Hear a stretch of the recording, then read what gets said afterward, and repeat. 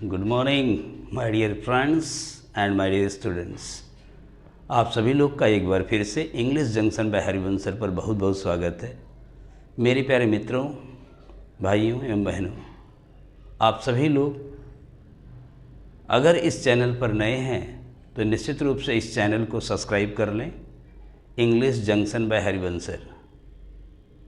हरिवंश के नाम में अक्सर हम देखते हैं लड़के गड़बड़ करते हैं, HARIVANSH करिएगा, जिससे कि आपको चैनल तुरंत मिल जाए और आपको ढूंढने में आसानी मिले। और जो जो हमारे पुराने व्यूवर्स हैं, हमारे पुराने मित्र हैं, पुराने विद्यार्थी हैं, वे लोग वीडियोस को लाइक करें, शेयर करें, अपने दोस्तों को भी इसके लिए कुछ प्रेरित करें जिससे उनको भी कुछ फ़ायदा मिल सके। जैसा आप सब लोग जानते हैं कि मैं हमेशा कुछ न कुछ नया देता रहता हूँ, कुछ न कुछ नई चीज़ें बताता रहता हूँ। कुछ चीज़ें बताते हैं लेकिन उसको थोड़ा गहराई में जाते हैं। ये नहीं कि ऊपरे से 5 मिनट में आपको कह दिए कि नहीं बस 5 मिनट में सबका ख़त्म, 1 घंटे में पूरा बैच ख़त्म, नहीं। कुछ चैप्टर्स ऐसे होते हैं जिनको डिटेल से जाना पड़ता है, एक एक चीज़ करके पढ़ाना पड़ता है। और उसी कड़ी में आज मैंने प्रेपोजिशन का पार्ट 10 आप लोग के सामने लाया हूँ। ये जो प्रेपोजिशन पार्ट 10 है, इसमें एक वर्ड है प्रेपोजिशन टू और दूसरा है टूवर्ड्स। दोनों देखने में एक ही जैसे लगते हैं। टू और टूवर्ड्स की मीनिंग भी लगभग एक जैसी होती है, लेकिन इसमें कुछ बेसिक डिफरेंसेस होते हैं जो हम आपको आज बताएंगे। ये जो टू शब्द है आपका डेस्टिनेशन बताता है। ये हमेशा आपका डेस्टिनेशन प्रकट करेगा। डेस्टिनेशन मीन्स आपका लक्ष्य क्या है, आपका टारगेट क्या है, आपका गोल क्या है, ये बताएगा। आपके किस बिंदु पर जाना है ये बताएगा। और जो टूवर्ड्स आपका है, ये आपका डायरेक्शन बताता है कि आप किस दिशा में जा रहे हो, किस दिशा की तरफ मूव कर रहे हो, ये बताएगा। ये दिशा और लक्ष्य, डेस्टिनेशन एंड डायरेक्शन। अगर हम देखें इसको तो he goes to the station, he goes to the station to catch a train या catch the train। जो ट्रेन उसने बुक की है उसी को उसको पकड़ने जाना है, ये हो जाएगा। he goes to the station to catch the train। वह रोज़ जाता है, ट्रेन पकड़ता है और उसको कहीं जाना होता है। तो यहाँ लिखा है, देखिए यहाँ पे to the station. To the station क्यों लिखा हुआ है? क्योंकि ये स्टेशन ही इसका लक्ष्य है। इस व्यक्ति का लक्ष्य ही क्या है, टारगेट ही क्या है, डेस्टिनेशन ही क्या है, स्टेशन है। डायरेक्शन जैसे कहेंगे, he was heading towards, he was moving towards the temple.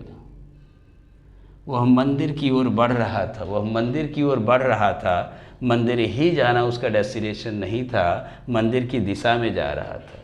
जैसे कि बच्चों, अगर आप खड़े हों और आपकी तरफ ही ये कोई बुल है, सांड है, वो आ रहा है, लेकिन वो सांड आपके पास नहीं आ रहा, आपके पीछे कहीं कोई गाय खड़ी है, वो उसके पास जा रहा है।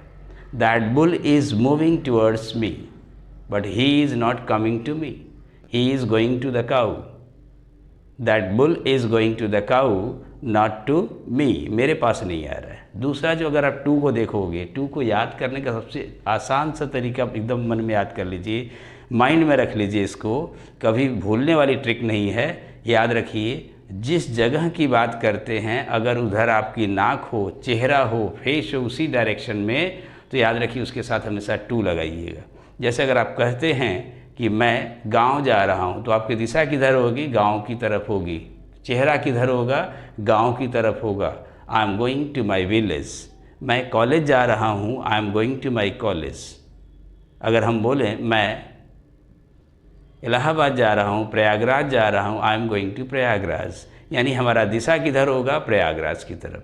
अगर दिशा न हो, उसकी तरफ हमारी पीठ हो जाए, बैक साइड हो जाए, तो प्रैक्टिकल चीज़ें हैं जो आप इसको याद कर लें, जिससे आपको बिल्कुल आसानी से हर चीज़ याद हो जाए। अगर उस दिशा में जिसकी हम बात करते हैं उस डायरेक्शन के के साथ हमारी पीठ हो, बैक साइड हो, हमेशा वहाँ पे फ्रॉम लगाइएगा। मैं गांव से आ रहा हूँ, तो गांव किधर है? चेहरा तो हमारा किसी और दिशा में जहाँ जाना है, लेकिन पीठ किधर है? हमारे गांव की तरफ है। तो बोलेंगे I am coming from my village, मैं अपने कॉलेज से आ रही हूँ, I am coming from my college, मैं अपने गांव से नहीं आ रही हूँ, I am not coming from my village. मैं अपने घर से आ रही हूँ, I am coming from my home. मैं अपने दोस्तों के यहाँ जा रहा हूँ, I am going to my friend. उनसे जुड़ने के लिए जा रहा हूँ। डेस्टिनेशन के साथ साथ जुड़ाव जो होता है, जहाँ एडिशन होता है, जुड़ना होता है, वहाँ पे हमेशा टू का प्रयोग करते हैं। टू हमेशा जोड़ने का काम करता है, फ्रॉम हमेशा तोड़ने का काम करता है। फ्रॉम जो रहेगा उसको तोड़ेगा, उसको सेपरेशन का काम करता है, लेकिन ज्वाइनिंग का काम कौन करता है? टू करता है। चलिए अब इसी के साथ दूसरे बिंदु पर चलते हैं। ये जो टूवर्ड्स है, इस टूवर्ड्स के कुछ और मीनिंग हैं जिसको हम जानें। टूवर्ड्स का मतलब होता है लगभग। इस सेंस में भी हम लगाते हैं, जो अबाउट होता है, अराउंड होता है, वहाँ टूवर्ड्स भी होता है। जैसे बोलेंगे it was towards night when I met him. जब मैं उससे मिला था तो ये लगभग रात हो गई थी। लगभग रात, टूवर्ड्स नाइट। जैसे बोलना हो इट इज टूवर्ड्स विंटर, ये लगभग जाड़े का समय आ गया है, तो हम कहें इट इज टूवर्ड्स विंटर। अब नेक्स्ट जो टूवर्ड्स है आपका, ये टूवर्ड्स के छोटे छोटे पॉइंट्स आप इसको याद कर लें, रटे नहीं, एकदम एक एक करके याद करते चले। इसका अर्थ होता है के प्रति। ये के प्रति के लिए टूवर्ड्स लगाएं, चाहे आप टू लगा दें, दोनों की सेम मीनिंग है। यहाँ पे देखेंगे सिमिलर मीनिंग है। जैसे अगर हम कहें कि वी शुड बी काइंड, चाहे तो आप टू लगाएं चाहे टूवर्ड्स लगाएं, दोनों सही है। We should be kind towards the poor. हमें गरीबों के प्रति जो है ईमानदार होना चाहिए, दयालु होना चाहिए। हमें अपने गरीब से बड़ों के प्रति हम्बल होना चाहिए। आई एम पोलाइट टू या towards, I am polite towards my elders. मैं अपने बड़ों के प्रति हमेशा विनम्र रहता हूँ, तो कह सकते हैं आई एम पोलाइट टू या I am polite towards my elders. तो देख रहे होंगे के प्रति के लिए भी लगाते हैं। जहाँ पे मेरे बच्चों आप पोलाइट लगा लो, काइंड लगा लो, हम्बल। तो जहाँ पे आप पोलाइट है, काइंड है, हम्बल है, यूज़फुल है, यूजलेस है, बेनिफिशियल है, ऐसे इस तरह से याद करिए। या जैसे कह सकते हो आप और लगा सकते हैं, जैसे हार्मफुल है, अगर हम कहें हार्मफुल है, हार्मलेस है, केयरफुल है, केयरलेस है, ऐसे अगर आ जाए तो यहाँ पे टू लगाते हैं। आगे क्या होगा? कोई पर्सन होगा या एनिमल होगा, ऐसे आप लगा सकते हैं। जैसे हम कहें कि water is useful to us, अगर आप लगाते हैं कि water is useful to us, पानी हमारे लिए लाभदायक होता है। बच्चे इसमें कंफ्यूज होकर फार लगा देते हैं। यूज़फुल के बाद फार आता है, लेकिन यहाँ पे पर्सन नहीं होता, कुछ और होता है। जैसे कि हम water is useful for our health, English is useful to everyone, this rule is beneficial to all, ये सबके लिए है। तो देखेंगे टू तब लगाएंगे जब कोई व्यक्ति हो, कोई जानवर हो। We should be kind to animals, हमें जानवरों के प्रति क्या होना चाहिए? काइंड होना चाहिए। We should be kind to each and every living things, living persons, हमें हर के प्रति जो काइंड होना चाहिए, हर चाहे व्यक्ति हो, जानवर हो, तो सबके लिए काइंड होना चाहिए। ऐसे टू है। ये जो टू का एक और मतलब होता है कि ये टू का जब लगाएं से के अर्थ में, जैसे हम कहें सीनियर, जूनियर, इन्फेरियर, सुपेरियर, जब कहें सुपीरियर, प्रीफर, प्रेफरेबल। तो देख रहे होंगे senior, junior, inferior, superior, prefer और प्रेफरेबल, इनके तुरंत बाद आप टू लगा देते हो, देन ना लगाएं। जैसे अगर हम कहें I prefer coffee to tea, I prefer coffee to tea, she prefers dancing to singing. जैसे कहें he is senior, he is senior to me. जैसे बोलना हो this room is preferable to that room, preferable के बाद भी हम हमेशा क्या लगाते हैं, टू का प्रयोग करते हैं। तो इसको आप नोट कर लीजिए, फटाफट आप लोग इसको नोट कर लीजिए। अदरवाइज़ या इसका न नोट कर पा रहे हैं तो इसका स्क्रीनशॉट ले लीजिएगा या वीडियो को बार बार देखिए, जिससे कि आपको बिल्कुल हर चीज़ क्लियर हो जाए और आपके लिए कोई एग्ज़ाम में बैठना बिल्कुल आसान हो जाए। मेरा मेन मकसद होता है कि मेरे जो SSC वाले बच्चे हैं, जितने एयरफोर्स वाले बच्चे हैं या टेट के हों, किसी भी फैक्टर में, किसी भी टर्म से वनडे एग्ज़ाम में अगर आप देते हैं तो उसमें आपको कोई दिक्कत ना हो, तो एक एक चैप्टर की तैयारी अच्छे से करिएगा। क्योंकि हमने कई सारे वीडियोस बनाए हैं हर चैप्टर पे लगभग, और सबकी प्रैक्टिस अभी कराते भी रहेंगे। अभी करा नहीं रहे, लेकिन प्रैक्टिस बड़े जल्दी शुरू करेंगे। तो आप लोग इसको पहले एक एक चीज़ को समझ लें, फिर प्रैक्टिस करने में आपको आसानी होगी। डायरेक्ट प्रैक्टिस करने लगेंगे तो नहीं आएगी, इसलिए एक एक चैप्टर को पहले पढ़ा रहे हैं। ये जो टू होता है इसका मतलब होता है पर, जो ऑन होता है पर वही टू भी होता है।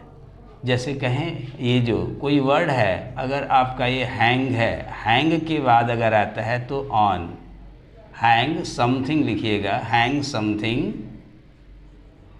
On the wall. कोई चीज़ दीवार पर अगर टांगना हो तो वहाँ ऑन लगाते, जैसे बोलते हैं ना, hang my T shirt, hang my T shirt on the peg. या कह सकते हैं कोई भी चीज़, hang the calendar, hang the calendar on the wall. Calendar को दीवार पर टांग दो। तो यहाँ देख रहे होंगे ऑन लग गया है। लेकिन अगर हम किसी चीज़ के लिए स्टिक कर दें, ये स्टिक हो तो stick something to the wall, door, fence etcetera. इस तरह से देखेंगे तो यहाँ पे टू का प्रयोग होता है। जैसे कहें ना कि stick this picture, stick this picture to the wall, इस पिक्चर को दीवार पर चिपका दो। यहाँ पे टू का प्रयोग हो गया। तो टू देख रहे हैं बहुत जगह आ रहा है। जैसे कुछ फिक्स प्रेपोजिशन में जैसे हम करते हैं इक्वल, इक्वल के बाद टू आता है। इक्विवेलेंट, जब आप इक्विवेलेंट लगाते हो तो इसके बाद टू लगा देना। कहीं आप पैरेलल लगाते हो, जब आप पैरेलल लगाते हो तो टू लगा देना। कहीं एक्सेप्शन हो, आपका एक्सेप्शन है तो टू है। अल्टरनेटिव है तो टू लगा देना। There is no alternative to this, there is no alternate to this. तो ऐसे वर्ड्स हैं। कहीं आपका एक्सीड है तब वहाँ पे टू लगा देना। प्रोसीड है तो टू लगा देना।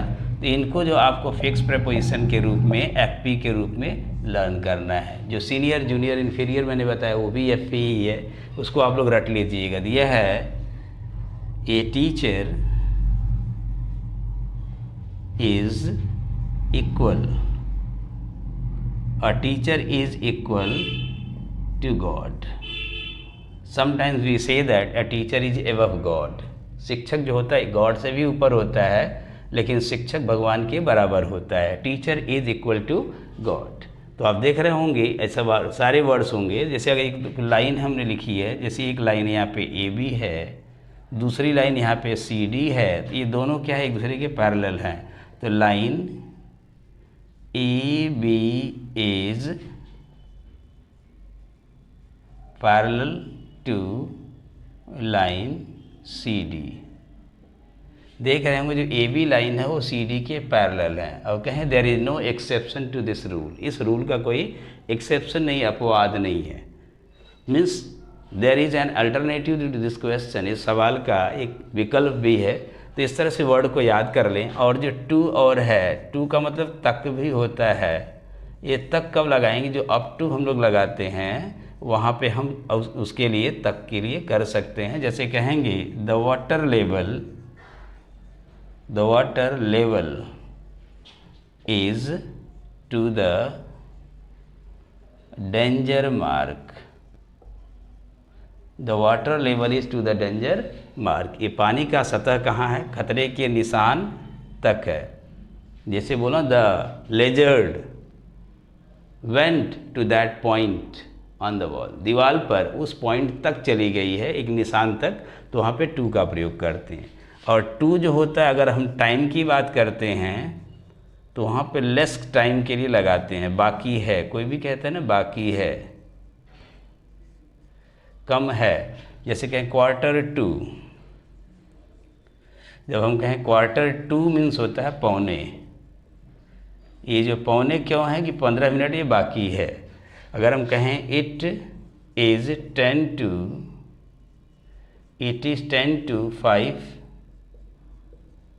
PM, it is 10 to 5 PM मतलब जान रहे होंगे 4:55, ये 4:50, 10 to 5, 10 मिनट बाकी है, कितने बजने, 5 बजने में। तो एक बाकी के लिए भी टू का प्रयोग किया जाता है।